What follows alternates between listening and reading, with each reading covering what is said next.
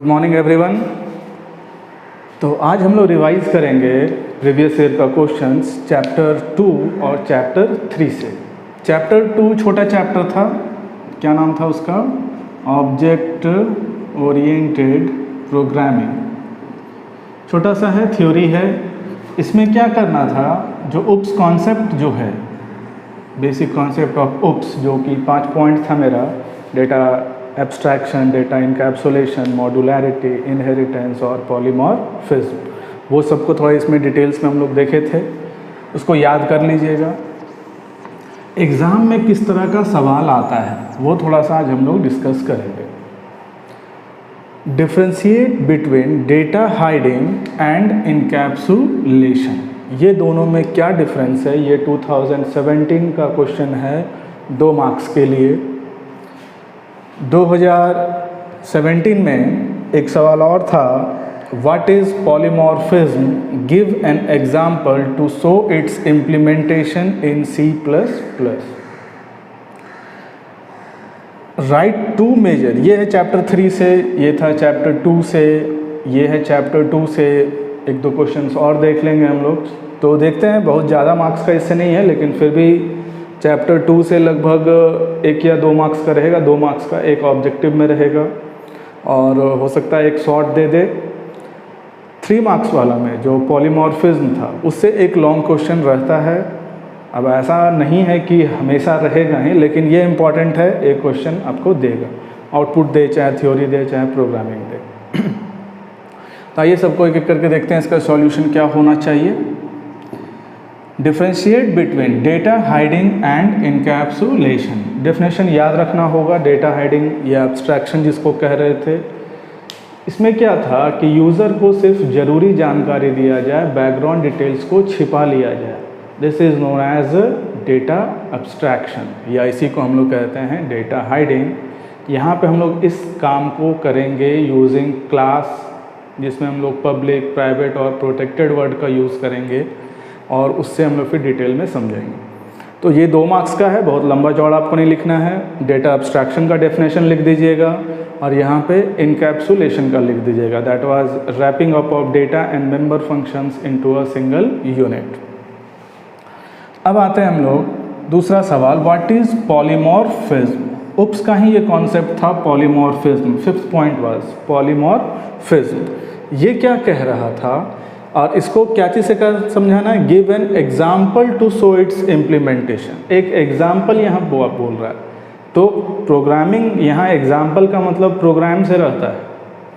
जब भी आप कंप्यूटर साइंस का पेपर दीजिएगा और वहाँ पे लिखेगा एक्सप्लेन विथ एग्जाम्पल, मतलब आपको एक छोटा सा प्रोग्राम जो आपको समझ में आ रहा है, जो आप लिख के अगला को समझा सकते हैं, उसको लिखना है।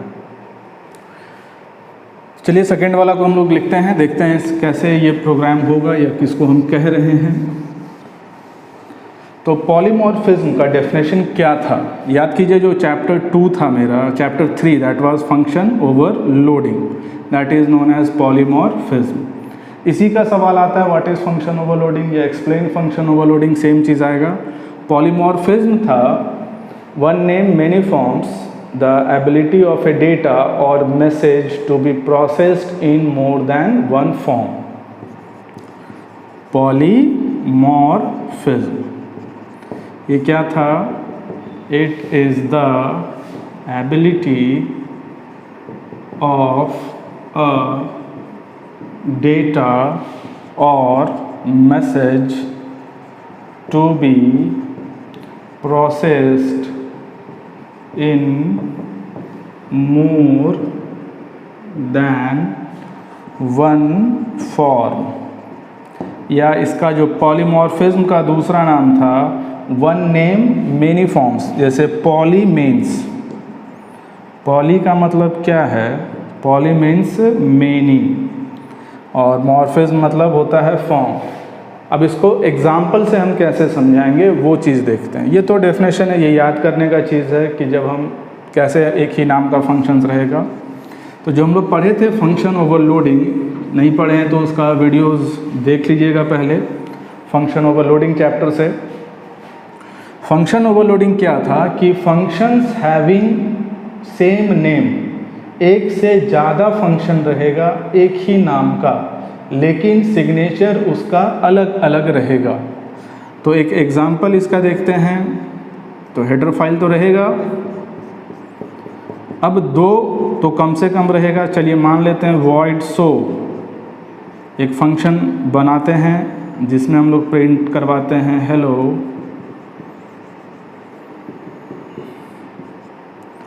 एक फंक्शन और बनाते हैं void show, दोनों का नाम ध्यान दीजिए सेम है।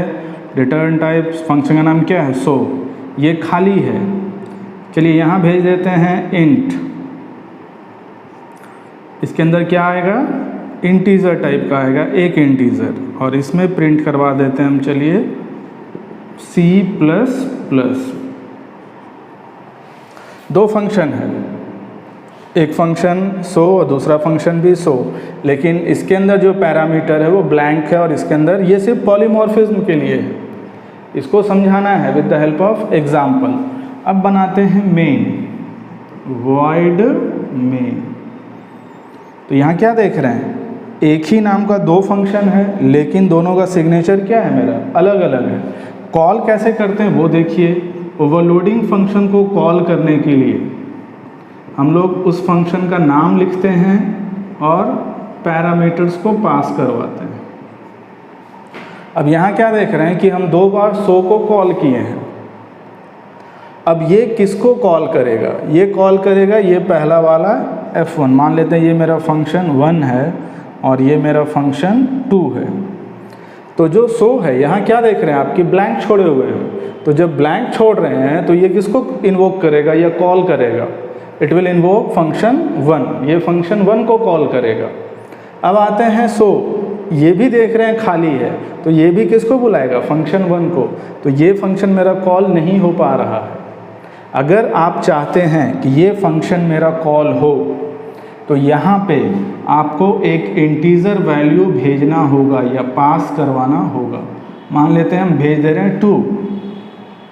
अब ये किसको कॉल करेगा, ये तो ब्लैंक था।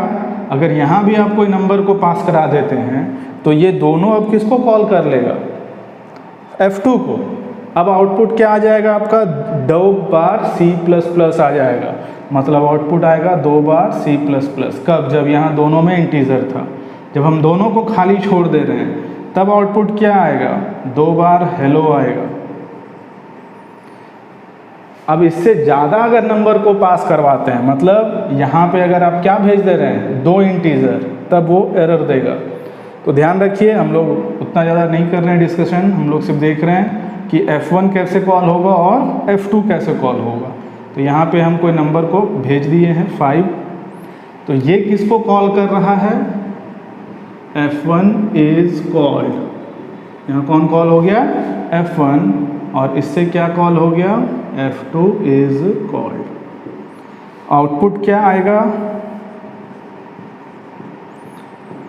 F1 जैसे आएगा तो आपका स्क्रीन पे क्या दिखेगा, हेलो, और 5 ये इंटीजर वाला था, इसके बगल में क्या आ जाएगा, C++। तो ये आपका क्या रहेगा, आउटपुट रहेगा।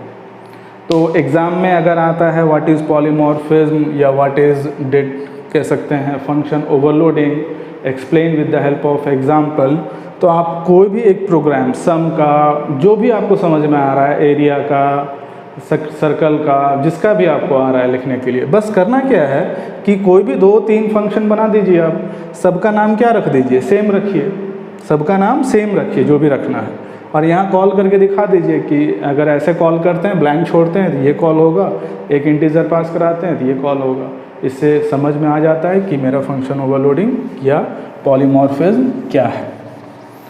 एक सवाल और देखते हैं जो पूछा है, शायद 2016 का है या 15 का है, देख ले रहे हैं।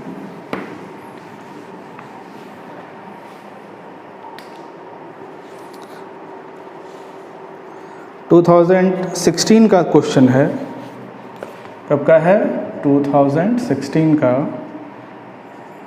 क्वेश्चन है। राइट द आउटपुट या what will be the output, इसका आउटपुट क्या होगा। प्रोग्राम इस प्रकार से लिखा हुआ है, header file IO stream int function का नाम क्या लिया हुआ है, एरिया, और यहाँ लिखा हुआ है इंट एस, और यहाँ से किया हुआ है रिटर्न एस इंटू एस। एक दूसरा फंक्शन भी है फ्लोट एरिया, इसमें है इंट बी और इंट एच, और इसमें रिटर्न किया हुआ है 0.5 इंटू बी इंटू एच। अब मेन बनाया हुआ है, कौन सा फंक्शन बना हुआ है, main, that is void main.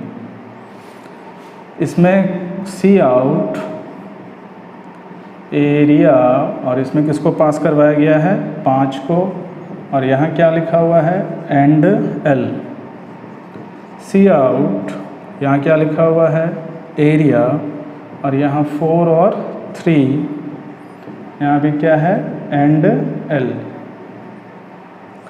C out, अब यहाँ देखिए पास कराया गया है एरिया बी, और यहाँ पे एरिया के अंदर किसको भेज दिया गया है, 3 को, और यहाँ पे है आपका एंड एल। अब देखिए प्रोग्राम देख के डरना नहीं है, ठीक है। क्या सर इसका आउटपुट कैसे लिख पाएंगे हम लोग, बहुत सिंपल सा है, समझिए, सिर्फ शुरू से देखते हुए आइए। पहले देखिए कि इसमें कितना फंक्शंस है। तो देखिए एक फंक्शन क्या नाम है उसका, एरिया नाम है, यहाँ भी नाम क्या दिया हुआ है, एरिया। रिटर्न टाइप इसको कह रहे हैं, यहाँ पे रिटर्न टाइप क्या है इस फंक्शन का, इंट। यहाँ रिटर्न टाइप क्या है, फ्लोट, सही है। यहाँ देखिए एक पैरामीटर आ रहा है जो इंटीजर टाइप का रिटर्न कर रहा है, एस इंटू एस। अब इसको देख लीजिए एक बार। अब सबसे पहले जब आउटपुट आता है तो हम लोग मेन पास आते हैं, मेन के पास आइए। मेन में देखिए पहला लाइन क्या लिखा हुआ है, मेन में देखिए एरिया जो फंक्शन है उसको कॉल किया गया है, एरिया को कॉल किया गया है, और इसमें किसको पास करवाया गया है, 5 को। अब ये 5 एक इंटीजर वैल्यू है, 5 मेरा क्या है, एक इंटीजर वैल्यू है। अब ये जो है 5, ये सर्च करेगा कि कौन सा इंटीजर वाला में, तो ये किस में जाएगा, ये इस वाले फंक्शन में जाएगा। तो यहाँ से 5 किस में आ जाएगा, इस s में आएगा, और यहाँ से रिटर्न क्या होगा, 5 इंटू 5, मतलब जो आउटपुट आएगा वो क्या आएगा आपका 25। And L, end of line, वो लाइन को चेंज कर देगा। एंड एल क्या करेगा, लाइन को चेंज करेगा। फिर नेक्स्ट लाइन में आ जाइए, सी आउट, यहाँ पे एरिया में क्या भेजा हुआ है, 4 और 3। देखिए 2 नंबर है, 2 इंटीजर है, तो 2 इंटीजर वाला किस में आएगा, इसके पास आएगा। अब यहाँ से जो 4 है वो कहाँ आएगा, बी में, और 3 जो है वो किस में आएगा, एच में। याद कीजिए जब फंक्शन को हम लोग कॉल करते थे तो किस प्रकार से करते थे।